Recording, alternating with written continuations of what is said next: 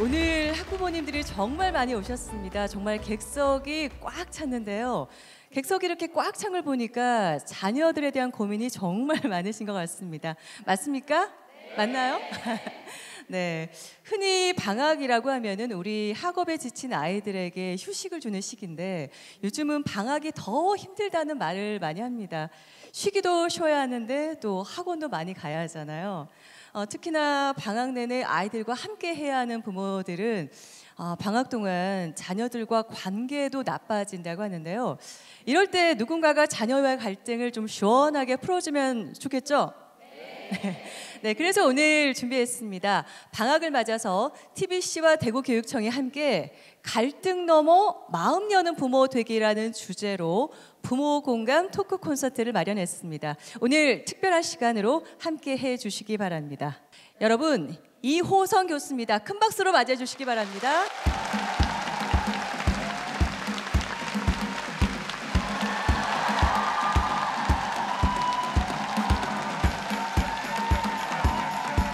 제 이름은 소개해 주신 대로 이호선이고요.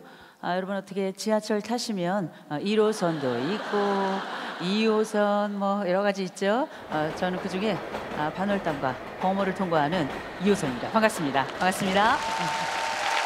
반갑습니다. 이제 아이들이 본격적으로 방학 시작했고 이제 엄마들의 본격적인 개학이 시작됐죠.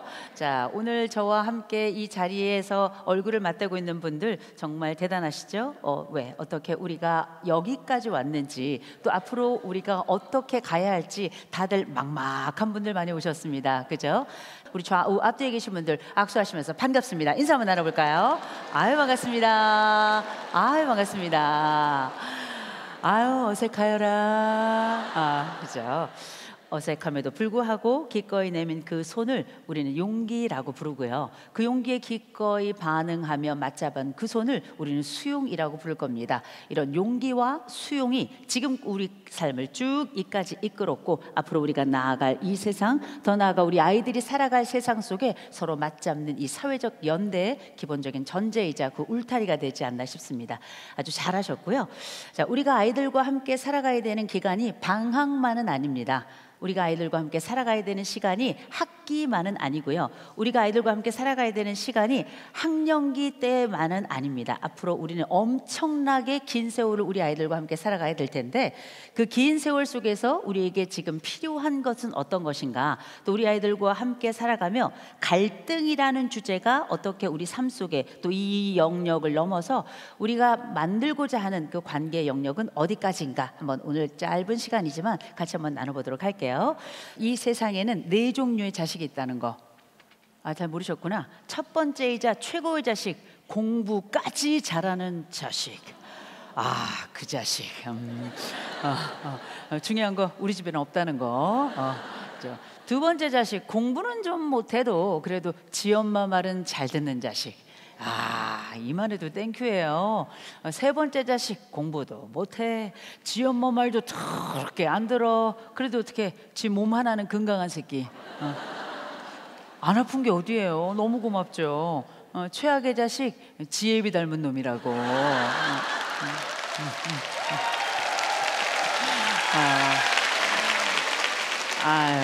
사는 게 힘드시구나. 근데 가만 생각해보면 멋진 아버지를 닮은 자식은 얼마나 훌륭합니까? 자랑스러운 어머니를 닮은 자식은 얼마나 아름다워요. 어쩜 우리가 살아가는 동안에 희노애락이 있을지 모르겠지만 우린 우리 아이들과 내 배우자와 함께, 내 가족이 함께 멋진 삶을 만들어가고 이들이 걸어가는 모든 길 앞에 꽃길이 펼쳐지기를 기대하는 것, 그게 아마 우리 모두 부모의 마음이자 우리가 가지고 있는 꿈이자 나아갈 길이 아닌가, 이런 생각을 한번 해보는데요. 그러기에는 세상이 너무 달라졌고 그러기에는 우리 아이들도 정말 다른 아이들을 우리가 지금 만나고 있다는 걸 먼저 기억하셔야 됩니다. 우리가 지금 달라진 세상의 가장 첫 번째 항목이자 가장 달라진 것에 있어서 크게 눈에 두드러진 사항이 있습니다. 요즘 우리가 100세 시대다 이렇게 이야기하던데 맞습니까? 옛날 사람. 옛날 사람이에요. 그렇죠. 요즘 120, 뭐 150, 뭐 운 없으면 200살 산다 이런 얘기 나올 정도로 실제 우리의 삶이 굉장히 길어졌어요. 이렇게 길어졌다는 얘기는 뭘 이야기하는가? 나만 오래 사는 것이 아니라 내 아이들도 엄청나게 오래 살게 되고 플러스 우리가 부모로 함께 사는 이 기간을 우리가 부모기라고 부르는데 이 부모기가 과거에 비해서 훨씬 더 길어졌다는 걸 이야기합니다. 그럴 동안에 나는 어떤 방식으로 부모 역할을 할 것인가? 난 어떤 방식으로 내 아이들과 좋은 관계를 만들어 갈 것인가? 더 나아가서 우리 아이들이 꿈꾸게 할 수 있는 방법은 어떤 것인가에 대해 한번 생각해 볼 때라고 저는 생각을 합니다. 왜냐? 여러분이 지금 좌우에 계신 분들 얼굴 한번 쳐다보세요. 얼굴 한번 쳐다보세요. 20세기 얼굴이에요. 그렇죠. 우리가 20세기라는 건 어떤 때입니까? 이때 우리는 산업혁명을 통해서 우리는 활자의 시대, 글자의 시대를 살았던 사람들이고 지금 아이들은 IT혁명을 통해서 영상의 시대를 살아가고 있습니다. 그러니 여기 계신 우리 어머니, 아버지들, 우리 부모들은 다들 글자의 시대, 활자의 시대에 맞게 시험 공부 또 여러 책을 읽을 때도 다 종이랑 연필을 가지고 공부를 하고 시험을 봤던 그 연세들일 거라고 저는 생각을 해요. 맞죠? 지금 아이들은 뭘로 공부합니까? 전자펜을 들고 비대면 강의가 상시화된 이런 아이들이 일상을 다른 방식으로 살아가고 있단 말이에요. 기억하셔야 됩니다. 다른 도구를 쓰면 다른 인류예요. 이거 굉장히 중요한 주제입니다. 지금 우리가 알고 있는 이 성장 세대들은 여러분들이 성장했던 그 시대와 완전히 다른 삶을 살아가고 있고요. 이런 시대가 다른 이유는 굉장히 다채롭습니다. 일단 지금 현재 초중 고등학교를 다니고 있는 친구들은 대부분 알파 세대하고 바로 그 이전 세대인 Z세대의 끝자락에 있는 아이들입니다. 일단 한번 따라해 볼까요? 알파 세대, 한 번 더 알파 세대, 하나 더 Z세대, 아무튼 Z세대라고 한다면 지금 초등 고등학교들 중에서는 고등학교 1, 2, 3학년 학생들 지금 Z세대 아이들이고요. 이 세대 아이들이 Z세대 아이들인 이유는 간단합니다. 이 아이들이 드디어 20세기의 마지막을 장식한 아이들이기 때문이에요. 이상하다. 우리 애들 지금 21세기 살고 있는데 그거 옛날 사람들. 자, 20세기의 마지막을 장식했다는 얘기는 뭐냐면 지금 우리가 살고 있는 시대는 100세 시대가 아니다라고 제가 말씀드렸죠. 지금의 세대는 100세 이상을 살아가는 세대이기 때문에 이렇게 읽어야 될 겁니다. 한번 따라해 볼까요? 100 플러스 알파. 한 번 더. 100 플러스 알파. 100세는 기본이고 여기에 내가 얼마나 오래 살게 될지 어떻게 살아가야 될지 마지막 점은 언제 찍혀야 될지 우린 누구도 알 수 없는 세상이라 지금은 한 집안에 7세대가 같이 살고 있습니다. 7세대. 몇 세대? 7세대. 과연 이게 가능한가? 가능하죠. 왜? 우리가 20세기만 해도 한 세대를 30년이라고 봤지만 이젠 더 이상 한 세대를 30년이라고 보지 않습니다. 지금은 한 세대를 15년, 더 짧게 13.5년, 아주 짧게 8년 정도로 보고 있어요. 그만큼 세대가 압축되고 세대와 세대 간의 간극이 커진 때인데 이 세대와 세대 사이에 큰 차이를 내는 것 중에 하나가 도구입니다. 그중에 Z세대와 알파세대 아이들은 또 다른 도구를 사용하게 되는데 일단 우리 집에 7세대라고 말씀드렸으니 과연 그게 가능한지부터 짧게 짚고 넘어가 볼게요. 일단 한국전 이전에 출생하신 분들 우리 집안에 계시고 아직 생존하시고 또 건강하신 분들 계시죠? 이분들 우리가 이렇게 부릅니다. 한번 따라해 볼까요? 산업화 세대. 이분들 지금 80대, 90대라 여러분들의 부모님 세대 혹은 할머니, 할아버지 세대, 심지어 아이들에게는 증조 할머니, 증조 할아버지 세대죠. 지금 아이들은 대부분의 아이들이 살아서 활동하시는 증조부, 증조모를 만나는 세대입니다. 이 세대, 요즘 2030이 틀딱 뭐 이런 얘기 하던데 이분들의 서사와 역사를 알면 함부로 얘기할 수 없어요. 이분들이 뼈와 살과 청춘 갈아 넣어서 경부고속도로 쭉 깔고 호남철도 깔았던 분들입니다. 우리가 북위 영화 누리는 이 모든 편리의 가장 바닥에는 이분들의 뼈와 이분들의 살과 이분들의 피가 흥건히 남아있고 이들의 공로 덕에 우리는 이만큼의 영화를 누릴 수 있다. 그러니 존경은 못할지언정 존중은 해라. 전 감히 이런 말씀 드리고 싶습니다. 자, 이어서 우리가 한국전 터지고 난 다음 이어진 세대가 태어납니다. 따라해 볼까요? 베이비 부머. 한 번 더. 베이비 부머. 베이비 아기들이 붐 아주 폭탄이 터질 듯 폭발적으로 출생한 세대들을 아울러서 우리가 베이비 부머라고 불러요. 베이비 부머 1차와 2차로 나누어져 있습니다. 1차 1955년생부터 63년생까지, 2차 74년생까지예요. 눈빛이 나야 나야 나 나야 나야 나 내가 베이비 부모였어? 깜짝 놀라는 분들 많이 계세요. 이 베이비 부모들 기억하십시오. 이들이 연식이 무엇이든 간에 이들은 혁명가다, 도전가다, 모험가다, 개척자다, 전 이렇게 말합니다. 대한민국에 한 번도 없었던 민주주의라고 하는 머리구조, 정치구조 만들어 놓은 분들이고요. 이분들이 어떻게 마이카 시작했죠? 나의 아파트 시대 시작했죠? 어디 그뿐입니까? 제1대 치맛바람의 원조. 그렇죠? 자, 이들이 만들어낸 정치, 경제, 사회, 교육, 문화, 어마어마한 이 역사의 시작점에 있는 분들, 이분들이 가지고 있는 에너지는 바로 이어지는 세대로 연결됩니다. 다음 세대는 바로 이렇게 말하죠. 한번 따라해 볼까요? X세대. 한번 더 X세대. X세대, 이들의 이름이 무엇인가? 왜 X인가? 여러분 아셔야죠. 나의 이름이 무엇인가? 또 내가 살아가고 있는 이 세대에 함께 성장한 세대의 이름이 무엇인가? 나는 그럼 전체 세 시대 중에 어느 점을 점하고 있는가? 이걸 우리가 역사적인 나, 사회적인 나 합쳐서 요 만나는 점을 정체성이라고 부르죠. 부모는 부모의 정체성이 있어요. 나라는 사람은 나의 정체성을 가지고 부모의 정체성을 함께 가져가면서 나라는 사람이 살아가고 있는 이 자리, 이 위치에서 내가 무엇을 할지를 결정하게 되는 겁니다. 내 이름이 무엇이고 나의 세대의 특징은 무엇이고 시대 속에 나는 어디쯤 와 있고 그 가운데 나는 어떤 세대의 어떤 부모로 있는지 좀 알아챌 필요가 있겠다. 왜? 우리는 지금 굉장히 긴 세월 속에 살아가고 있고 길을 잃기 딱 좋은 세월 속에 있기 때문에 조망하고 그 조망을 통해 내가 어디쯤 위치해 있는지 알아야 길을 잃지 않는다. 내 세대의 키워드를 알아야 내 자식 세대의 키워드들과 함께 비교해 가면서 접점을 찾을 수 있을 것이다 라고 생각을 합니다. 자, 그러면 X세대의 키워드, 일단 X세대의 이름의 기호는 뭐냐? 윗세대가 볼 때 도무지 모르겠다, 모르겠다, X. 이분들을 연식으로 치자면 1975년생부터 1983년생 사이에 있는 분들 X세대입니다. 원래 이건데 앞에 7자 붙은 애들이 나도 그냥 X다. 그래서 이제 약간 넓혀서 X세대는 1970년생부터 1983년생까지 이렇게 보통 봅니다. 이 세대의 이야기 우리가 드라마를 통해 알죠. 응답하라 1988 보셨나요? 일 안 하세요? 그렇죠. 우리가 다들 보며 희노애락을 경험했는데 이걸 통해 알 수 있죠.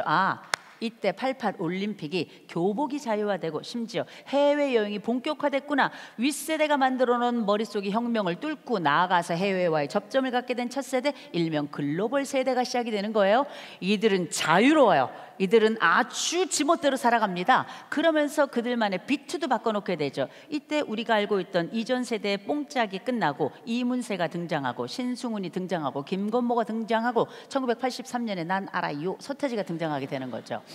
비트가 빨라지고 쪼개진다는 얘기는 뭐냐? 그만큼 사회의 역동성이 커진다는 거예요. 베이비 부모들이 1차 성장선을 쭉 만들고 이어 X세대가 2차 성장선을 쭉 이끌어냅니다. 여기까지 성장의 동력으로 대한민국과 더불어 대한민국의 교육도 어마어마하게 성장을 하게 됩니다. 이어서 우리가 M세대부터는 꺾이는 세대가 내려오기 시작해요. 이어지는 경제적인 선이 내려오면서 출생한 두 개의 이어지는 세대 한번 따라해볼까요? MZ세대, MZ세대, 민지세대. 이들이 왜 민지세대인가? 이때부터 출생자들 중에 민지란 이름이 제일 많아. 근데 이 이름이 보여주는 것처럼 말 그대로 이제 남아선호 사상에 따른 남초 현상은 X세대로 끝나가고요. 이제 본격적으로 M세대부터 여아를 좋아하는 여초 현상이 나타나기 시작하고 어디 그뿐입니까? 위쪽 X세대와 베이비 부머들은 대부분 다 국민교육 현장과 국민의 3대 의무, 4대 의무를 외우면서 일명 의무와 책임의 세대로 성장했죠. M세대 부모들부터 곧 M세대부터는 일명 권리의 시대가 시작이 됩니다. 그러면서 여러분 아시는 것처럼 현장에서도 일명 MG의 3요와 라떼의 3야가 생겨나는 거 아니겠어요? 모르시는구나. MG가 3요를 하죠. 3요. 이걸요? 제가요? 왜요? 그럼 이제 라떼 세대가 3야를 한다는 거 아니에요. 해보란 말이 야, 당장 하란 말이 야. 본격적으로 세대 차이가 테이블에 올라서 논쟁의 대상이 되기 시작하는 이때의 새로운 이 트렌드가 이제 부모들의 교육 트렌드도 바꿔놓게 됩니다. M세대들부터는 여기 앉아 계신 분들 중에 아마 M세대 부모님들도 상당히 계신 것 같아요. 왜?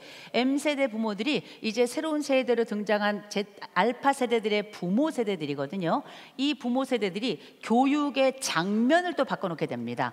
왜냐? 여러분이 M세대들은 어떤 세대이냐면 대부분의 출생자들이 이때부터 자기만의 독방을 갖게 된 첫 세대고요. 그리고 청소년 자살률이 세계 1위를 기록한 세대이고요. 동시에 내가 돈을 벌어서는 제 집을 살 수 없는 첫 번째 세대이고요. 어디 그뿐입니까? 포기할 게 너무 많아 이들은 N4 세대라고 불렀고요. 욕망은 커서 욜로라는 걸 만들어냈죠. 욜로졸로 하다 골로 간 거 아니에요. 그렇죠? 이 세대가 M세대인 이유는 뭐냐? 이 세대는 세기말 세대입니다. 보통 옛날에 Y세대라고 불렀지만 이 M세대는 기본적으로 1984년생부터 1996년생을 이야기하고요. 이들이 M세대가 된 이유는 드디어 2000년의 끝, 드디어 20세기의 끝, 밀레니얼을 바라보며 출생한 세대, 일명 밀레니얼의 앞글자를 따서 M세대가 된 겁니다. 아, 나는 어떤 세대, 어떤 특징을, 어떤 키워드를 가지고 있구나 라는 걸 아셔야 될 텐데 M세대 부모들부터는 본격적으로 M세대는 크게 두 가지 특징을 갖습니다. 한번 따라해 볼까요? 하나, 절망의 세대, 강박의 세대. 절망의 세대, 포기할 게 너무 많아 N포 세대라며. 그래서 절망의 세대다 보통 이렇게 이야기를 하고요. 강박의 세대라고 부르는 이유는 간단합니다. 이때부터는 엄청나게 강박적인 성장을 할 수밖에 없는 사회 구조, 그리고 이 성장에서 나타난 완벽주의가 자녀들에게도 그대로 전달이 됩니다. 그러면 이때의 강박은 어떻게 만들어지는가? 이때 사회적 성공 사다리라고 불렀던 사법시험 제도가 없어지면서 모든 걸 다 수능으로 승부해야 되는 첫 번째 세대가 돼요. 그런데 사회적으로 성공하고 싶어 스카이를 가야 돼. 스카이 가려면 말이죠, 아시죠? 수능에서 거의 만점에 가깝게 맞아야 돼. 아, 스펙이 완벽해야 되는 세대구나. 어디 그뿐인가요? M세대 때부터 몸도 완벽해야 되잖아요. 남자들 키 180 이하 싹 루저. 응? 올 루저 아니에요? 우리 집 올 루저. 그죠?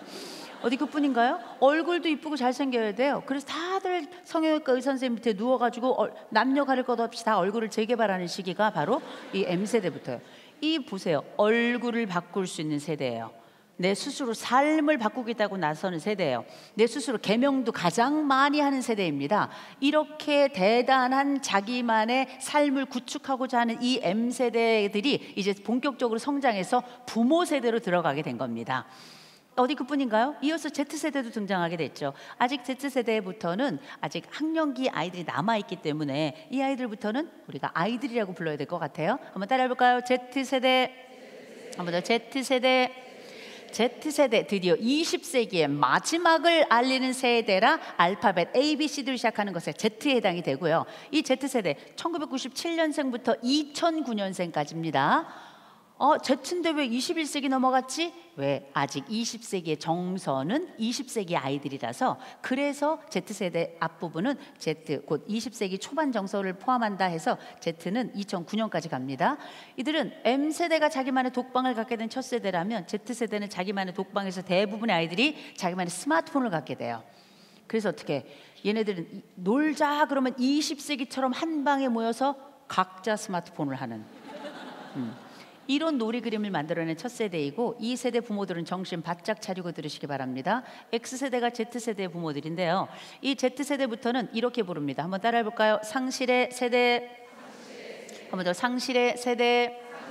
상실의 세대는 뭘 잃었길래 상실의 세대라고 부르는가? 곧 이 친구들이 한참 성장할 때 세월호가 터졌어요. 그 이후로 수학여행을 가지 못해서 집단의 추억을 갖지 못한 첫 번째 아이들이고요. 이제 성장해서 어깨 좀 펴볼까? 코로나가 터졌습니다. 3년 반 완벽하게 마스크 쓰고 인터넷 속에 익명의 세계 속에 살아가다 대학 축제 한번 해보지 못하고 이 사회에 나와요. 이제 돈 좀 벌어볼까 사회 나갔더니 지금 경기가 이 모양인 겁니다. 굉장히 걱정스러운 세대 아이들이고요. 보통 M세대까지만 해도 독방이 시작되면서 부모들이 자식들이 이제 말을 안 듣고 우리에게 뭐 충분히 합하지 않다 싶으면 어떻게 독방을 걸어 잠근단 말이에요. 자기 방을. 그럼 아버지가 뭐래요? 나와 이 자식아! 발로 뻥 차요. 그러면 밖에서 구멍이 나면서 사실상 문을 열릴 수밖에 없는 구조지만 Z세대부터는 아버지가 문을 뚫고 들어가면 아이들이 창문으로 떨어집니다. 이거 이 세대가 가지고 있는 굉장히 안쪽에 거칠고 그 다음에 침담된 항목들이 굉장한 공격성으로도 나올 수 있다는 것. 둘 중에 하나예요. 굉장한 공격성으로 나오거나 아니면 완전히 포기해 보이거나. 그래서 아직 흔히 심리학자들은 물에서 나오지 못한 세대다 이렇게 이야기하고 이들에 대한 다시 어떻게 심폐소생을 하고 삶에 대해서 기쁨과 희망을 갖게 할 것인지에 대한 연구가 꾸준히 이어지고 있습니다. 저도 마찬가지로 연구하고 있고요. 자, 그러나 역시 시간은 세월 따라 흘러가고 시간은 한 번도 우리에게 뒤를 돌아보지 않습니다. 새로운 인류가 우리에게 또 나타나는데요. 한번 따라해 볼까요? 알파 세대, 한번 더 알파 세대. 알파 세대, 드디어 ABCD로 시작하는 요 인류는 다 끝나고 20세기의 종료와 마찬가지 그 20세기 종료를 끝으로 해서 드디어 새로운 세대가 등장합니다. 그 세대는 어떻게? ABCD가 아니죠. 알파, 베타, 감마, 델타, 에타, 이오타 이렇게 그리스 문자로 시작하는 새로운 인류가 등장하는 거예요. 이 인류 알파 세대 아이들은 여러분하고 아예 종자가 다른 애들이에요. 아예 종자가 다른 아이들이에요. 얘네들은 정말 다른 아이들입니다. 왜 다르냐면 보세요. 이 친구들은 이 친구들의 알파 세대의 부모가 대부분 M세대들이 많아요. 이 M세대들이 어떤 세대인가? 엄마가 알파 세대를 뱃속에 가지고 있을 때 대부분의 산모들이 스마트폰으로 태교를 한 첫 번째 세대예요. M세대가. 그래서 알파 세대들은 엄마 뱃속에 있을 때 이미 탯줄에 전자파가 흘러. 그리고 응애에 딱 태어나잖아요. 얘네들은 옹알이를 하기 전에 이 넘기는 걸 먼저 하는 애들이란 말이에요. 그래서 일명 이 아이들을 우리가 뭐라고 부르는가 따라해 볼까요? 알고리즘 세대. 한 번 더 알고리즘 세대.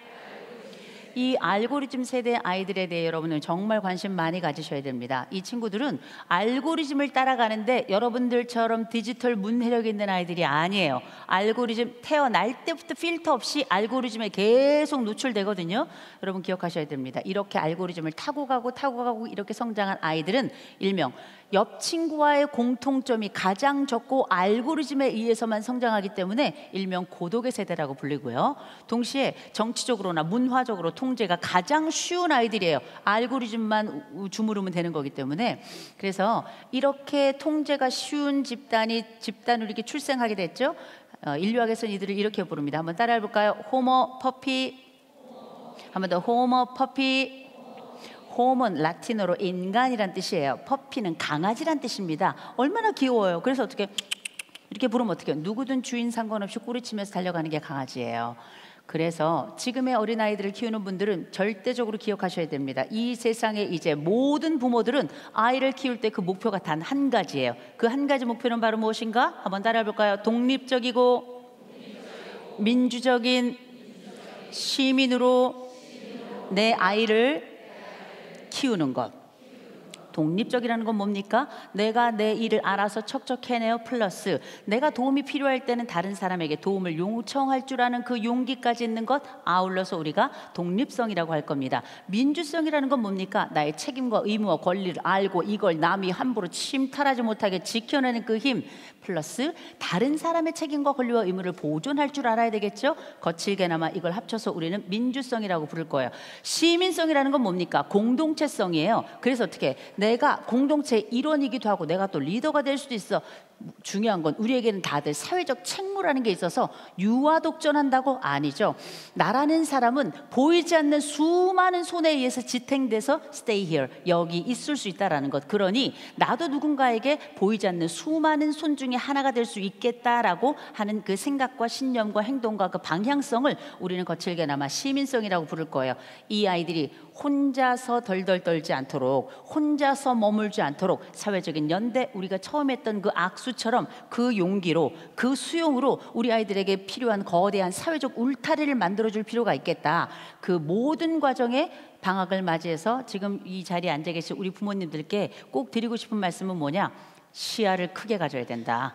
이제 우리는 100 플러스 알파 세상을 살아가면서 나라는 사람 자체가 1세기 역사가 됐습니다.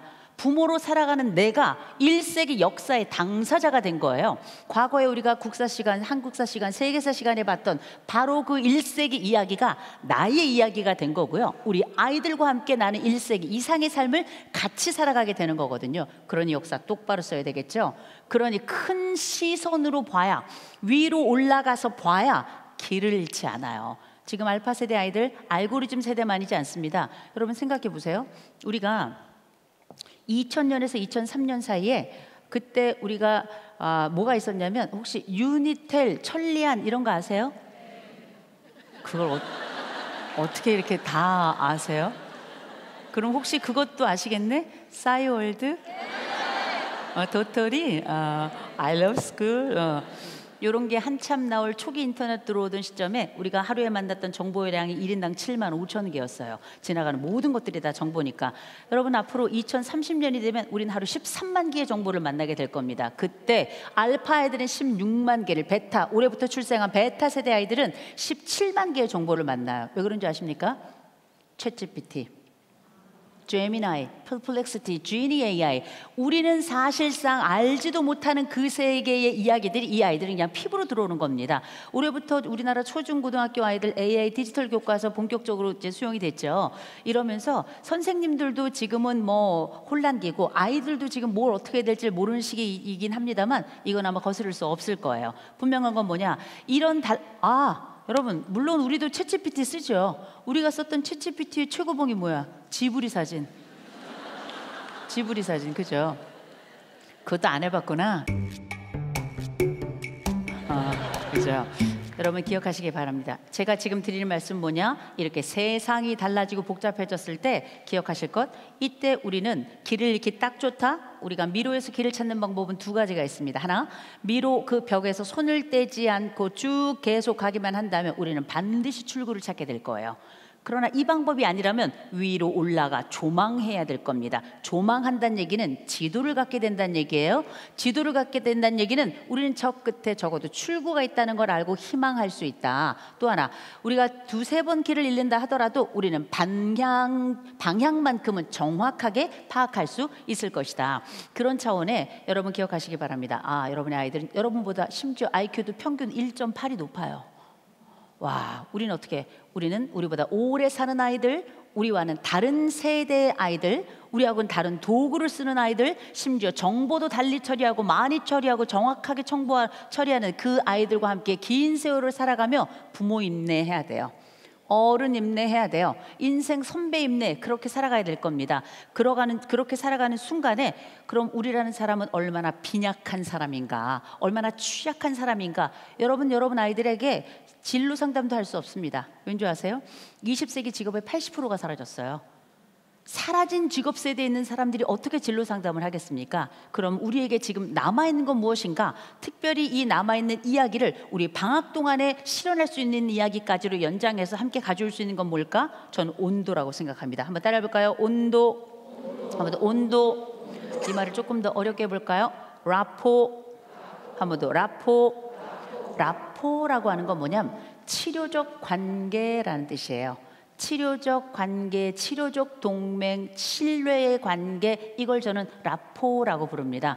여러분 M세대가 가장 가지고 있는 이 완벽주의에 대한 가장 취약점은 그 완벽주의 밑에는 반드시, 그 강박적인 것 밑에는 반드시 불안이 있다는 거예요. 놀랍게 M세대 부모들부터 아이들을 완벽하게 키우려고 그렇게 애를 쓰는데 기억하시기 바랍니다. 20세기는 21세기를 담아낼 수 없어요.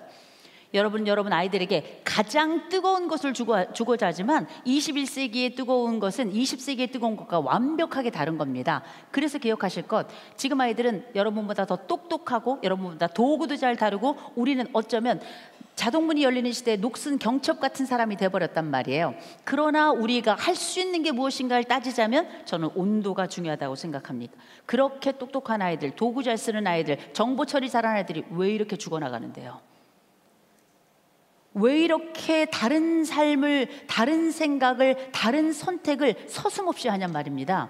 이런 식의 우리가 했던 그 정서적인 과거를 한번 돌아봤으면 좋겠습니다. 우리에게 무엇이 필요했을까? 돌아갈 안전한 자리, 돌아갈 안전한 그곳, 나를 늘 품어줄 수 있다고 생각되는 그 믿을 수 있는 1인의 자리가 우리 시대에 얼마나 간절해요? 전 그게 부모가 된다고 생각합니다. 그런 차원에서 여러분 제가 두 가지만 좀 말씀드릴게요. 첫 번째, 최소한 부모로서 잘 살아가고 온도를 제공하는 바로 그 존재가 되려면 제일 먼저 자기 에너지 수준부터 알아야 됩니다. 한번 따라해 볼까요? 에너지를 알자. 한번 더, 에너지를 알자. 에너지를 한다는 건 뭘 이야기하는가? 여러분, 어떤 사람은 에너지가 많아요. 어떤 사람은 에너지가 찾을래야 찾을 수가 없는 분이 있어요. 이를테면 여러분 저를 한번 보세요. 저는 에너지가 많은 사람일까요? 적은 사람일까요? 저는 황소예요.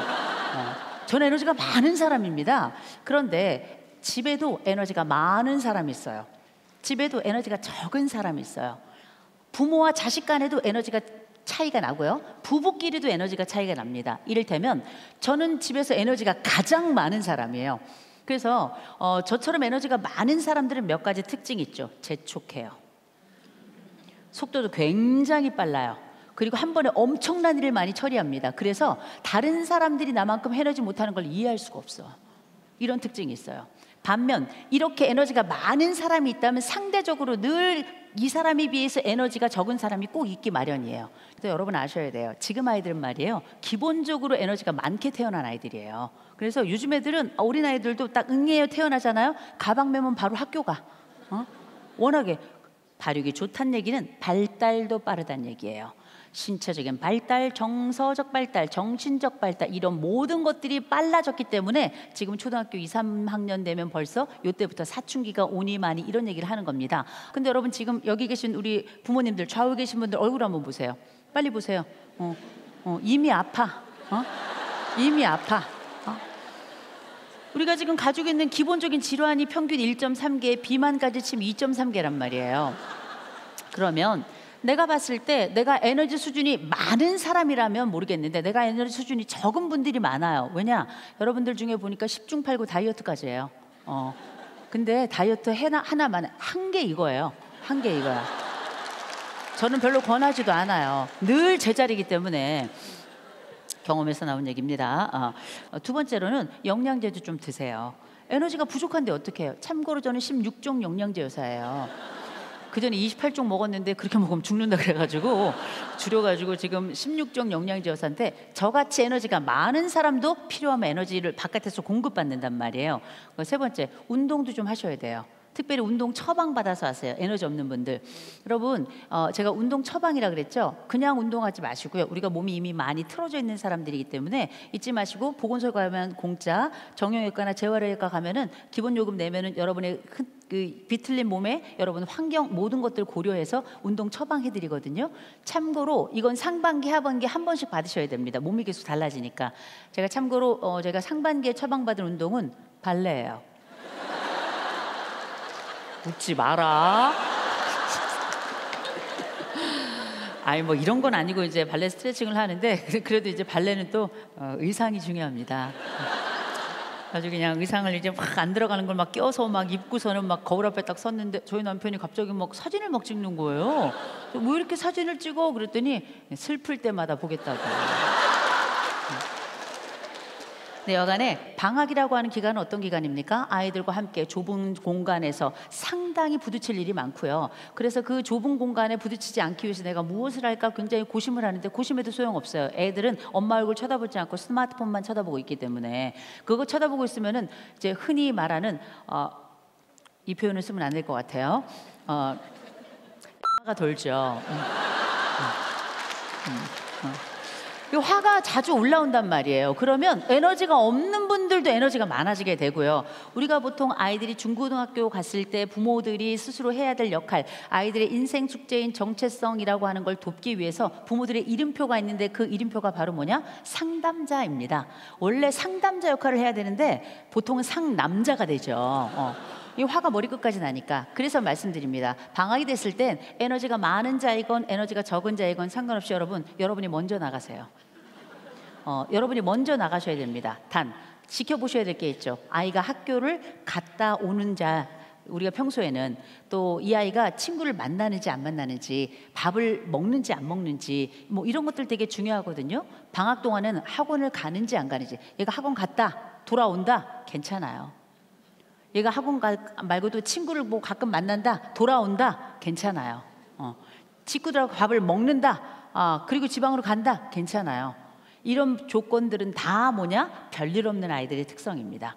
그래서 내 아이가 내 성정대로 내 속도대로 돌아가지 않는다 하더라도 너무 염려하지 마시고, 우리가 알고 있는 건 어떻게, 이 아이들이 기본적인 틀만 잘 지켜나가면 큰 문제 없다, 관대하게 보셔야 된다는 거예요. 제가 아까 지도 말씀드렸나요? 조망 말씀드렸나요? 긴 세월 동안에 이 아이들과 함께 살아가야 되는 시간이 어마어마하고요. 더 나아가서 지금 우리가 방학만 지내는 게 아닙니다. 이 아이들과 함께 긴 시간과 긴 역사를 만들어갈 동안에 이 아이들, 첫째, 안전해야 된다. 두 번째, 21세기 이 아이들이 도무지 어디로 튈지 어디로 갈지 이들도 알지 못하기 때문에 우리들에게 온도라는 공간을 만들어줘야 된다. 그러기 위해선 기본적인 틀만 유지하시고요.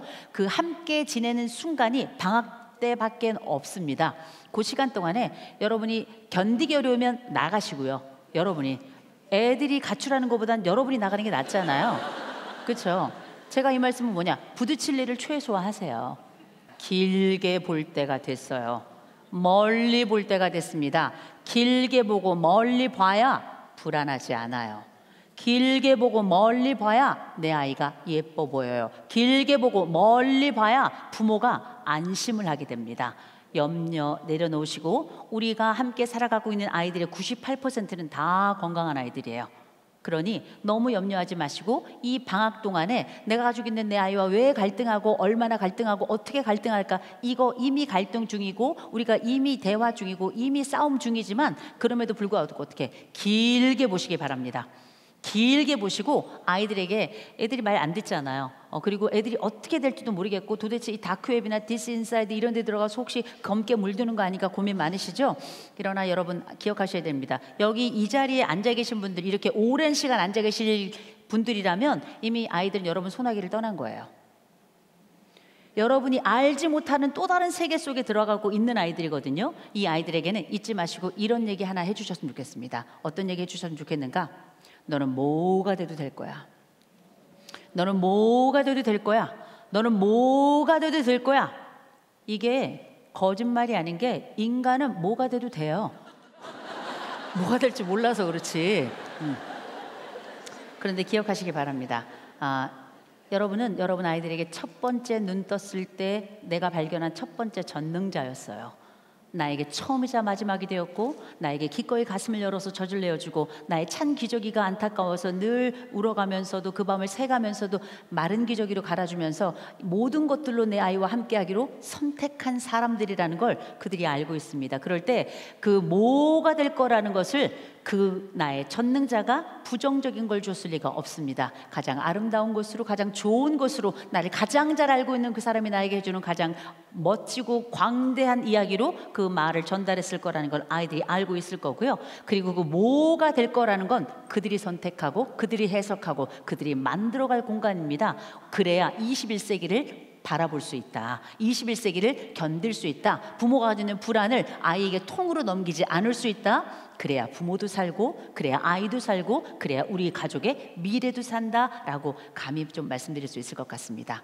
오늘 저희가 함께한 이 이야기는 제일 먼저 조망에 관련된 이야기였어요. 100+알파 시대에 나라는 사람이 지금 어디쯤 위치해 있고, 앞으로 내가 함께 살아가야 될 내 아이는 어떤 특성을 가지고 있는가? 우리는 대단히 다른 존재구나. 이 대단히 다른 존재들 앞에 우리가 같은 언어를 쓸 수 없고, 그들은 우리를 이해할 수 없고 우리는 그들을 이해할 수 없는데, 그건 우리 부모가 나를 이해하지 못하는 순간보다 훨씬 더 먼 지점에 있다는 걸 기억하시고, 대신 이들이 우리에게 요청하는 건 무엇인가? 정보가 아니다. 왜? 우리는 우리 아이들하고 다르게 또 다른 버전의 키오스크 앞에서 쩔쩔매기를 더 빨리, 더 빠른 속도로 진행하게 될 거라 우리 아이들과 경쟁할 수 없는 사람들입니다. 그런 시기에 우리 아이들은 어떤 어른을 원하는가, 어떤 부모를 원하는가, 또 어떤 부모가 되어야 될 것인가 생각한다면, 저는 지금부터 온도의 부모가 되어야 될 것이다. 품는 부모가 되어야 될 것이다. 먼 시선으로 조망하며 관대하게 보는 그런 부모가 되어야 될 것이다. 그래야 이 아이들이 20세기 족쇄에 묶이지 않을 것이다. 21세기 자기만의 평안한 세상을 살아가다가 힘들고 어려운 시점에 내 엄마라는 사람, 내 아버지라는 사람에게 와서 뭐가 돼도 될 거야라고 얘기해줬던 그 품 안에 들어와서 자기의 인생을 다시금 이야기하고, 자기 삶에 대해서 다시금 꿈꾸고, 다시금 자기가 나아갈 자리로 나아갈 수 있지 않을까, 그리 한번 생각을 해봤습니다.